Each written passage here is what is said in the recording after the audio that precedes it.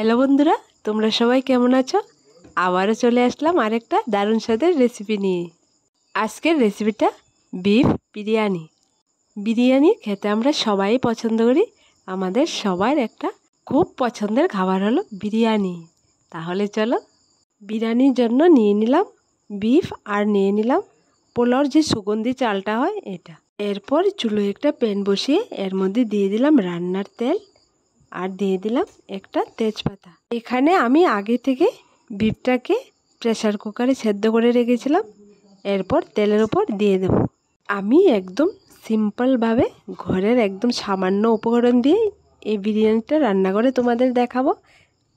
আশা করি আমার এই বিরিয়ানির রেসিপিটা তোমাদের কাছে খুব ভালো লাগবে। আমি এখানে পেঁয়াজ কুচি দেব না, কারণ যখন বিফটা সেদ্ধ করেছিলাম তখন আমি দুটো বড় বড় সাইজের পেঁয়াজ কুচি করে দিয়েছিলাম। দেখো বন্ধুরা, বিফটা তেলের উপর দেওয়ার পর হালকা একটু নেড়ে এরপরে দিয়ে দেব পেস্ট করা মশলা।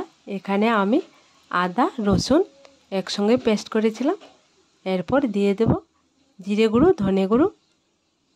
এখানে বিরিয়ানির মধ্যে আমি হলুদ গুঁড়োটা দেব না। মশলাটা দেওয়ার পর একটু নেড়ে নেড়ে মশলাটাকে ভেজে নেব। আর তোমরা যদি চাও তাহলে আগে তেলের মধ্যে মশলাটা ভেজে তারপর বিফটা দিতে পারো। আমি যেরকম সিম্পলভাবে এই বিরিয়ানিটা রান্না করেছি তোমরা একবার ঘরেতে ট্রাই করে দেখবে। খুব সহজে তোমরা স্বাদের একটা বিরিয়ানি রান্না করতে পারবে। দেখো বন্ধুরা, মশলাটা দেওয়ার পর নেড়ে নেড়ে বিফ আর মশলা একদম ভাজা ভাজা হয়ে গেছে। এবার আমি দিয়ে দেব শুকনো লঙ্কার গুঁড়ো। তোমরা বলতে পারো যে আমি এখানে লবণটা দেইনি। না বন্ধুরা, আমি লবণটা দিয়েছি। যখন আমি বিফটাকে সেদ্ধ করেছিলাম তখনই আমি লবণটা দিয়েছি, তাই এখানে আমি লবণটা আর দেইনি। এখানে সবগুলা মশলা দেয়া হয়ে গেল। এবার ভালো করে মিশিয়ে আর একটুখানি ভেজে নেব। দেখো বন্ধুরা, বিফটা রান্না হয়ে গেছে। এবার আমি দিয়ে দেব উপর দিয়ে চালগুলো সুন্দর করে সেট করে নেব। আমি চালগুলো আগে থেকে ধুয়ে রেখেছিলাম, একদম শুকিয়ে গেছে।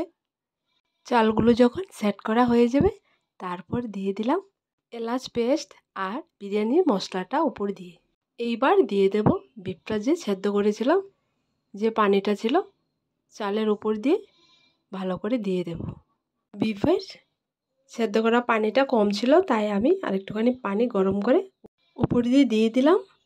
এবার একটা হাতা দিয়ে সুন্দর করে সেট করে নেব। সেট করা হয়ে গেলে একটা ঢাকনা দিয়ে চুলোর আঁচটাকে একদম লোতে রেখে দেবো প্রায় 15 থেকে 20 মিনিটের মতো।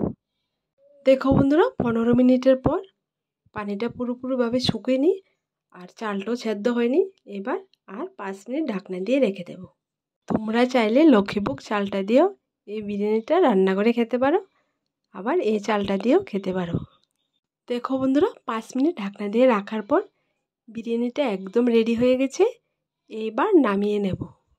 নামানোর পর কিছুটা পরিমাণ বিরিয়ানি প্লেটের মধ্যে নিলাম।